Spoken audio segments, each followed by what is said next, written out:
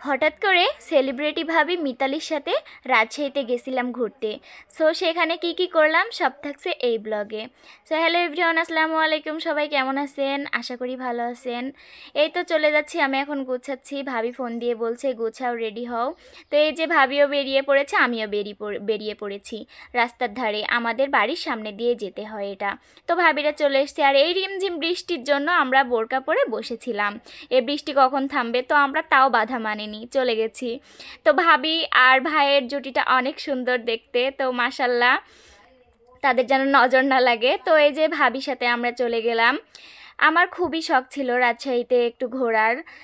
রাজশাহী শহর নিয়ে আমি অনেক কিছু শুনেছি, বাট কোনো দিন এসে দেখিনি। জাস্ট ওই ট্রেনে করে যেতাম, ট্রেনে করে আসতাম, এতটুকু, তাছাড়া কিছু না। তো ভাবি বলল যে আপনি এতদিন বিয়ে করছেন আর এখনও রাজশাহী ঘুরে দেখেননি? তা আমি বলছি না ভাবি, এখনও দেখা হয়নি। বলছি চলেন তাহলে একদিন ঘুরতে যাই। আমি বলছি আচ্ছা ঠিক আছে চলেন।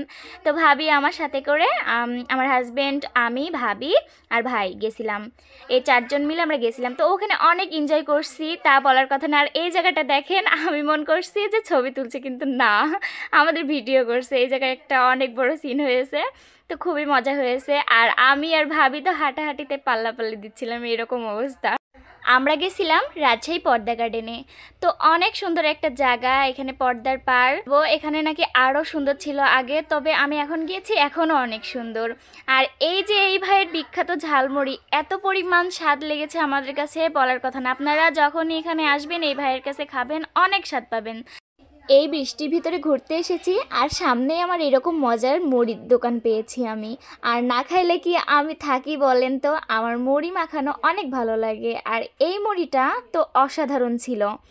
এই যে দেখতে দেখতে আমি এখানে চলে এসেছি, আর দেখুন এত পরিমাণ পানি টলমল করছে। তো পানি হয়েছে, বৃষ্টি তো এদিকে থামেই না, এই 2 মাস ধরে হলো বৃষ্টি থামতেই চায় না। তো পানি প্রচুর পরিমাণে বেড়ে গেছে। যেহেতু মিতালি ভাবি তার চুয়াডাঙ্গার ভাবিকে সারা শহর ঘুরিয়ে দেখাচ্ছে, তো আমার খুবই ভালো লাগছে। আর এত পরিমাণ পরিষ্কার এই শহর আমাকে মনোমুগ্ধ করেছে। আর এই যে কলেজ এটা। তারপর আমরা সবাই মিলে অরোরা রেস্টুরেন্টে চলে গেলাম কিছু খাওয়ার জন্য। তো জায়গাটা অনেক সুন্দর, এত সুন্দর লাইট, এত সুন্দর পরিবেশ, আর তার সাথে রয়েছে মন করেন মিউজিক, সেই সুন্দর কি বলবো। এই যে আমি আর ভাবি আর ভাই এখানে সিঁড়ি দিয়ে উঠছি, সিঁড়িটা তো আমার অনেক সুন্দর লাগছে। আর এখানে আমি আর আমার হাজব্যান্ড একটু ঢং করে ভিডিও করে নিলাম। সো কেমন হয়েছে সবাই কমেন্ট করবেন। তো ভিডিও করে আমি চারিদিকে একটু ঘোরাঘুরি করে দেখছিলাম। তারপরে অর্ডার দেওয়া হলো নাগা পাস্তা আর চিকেন উইংস। নাগা পাস্তাটা আমার কাছে অনেক ভালো লেগেছে। আমি ঝাল খেতে পছন্দ করি, আমি ঝাল খেতেও পারি, বাট এত পরিমাণ ঝাল হবে আমি আগে জানতাম না, আমার ধারণাই আসেনি।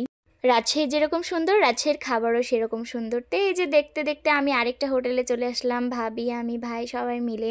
তারপর অর্ডার দেওয়া হলো তেহেরি। তো সবার আগে আমি একটু পানি খেয়ে নেব, আমার প্রচুর পরিমাণে পানি পিপাসা লেগেছে। তো এই যে ভাবি খাওয়া শুরু করে দিয়েছে। তো তেহেরিটা আসলেই অনেক মজা ছিল। খাবার দাবারের পাশাপাশি আজকের ঘোরাঘুরিটা আমার অনেক ভালো লেগেছে। তো ভাবি, থ্যাংক ইউ আপনাকে। তো সবাই ভালো থাকবেন, ধন্যবাদ।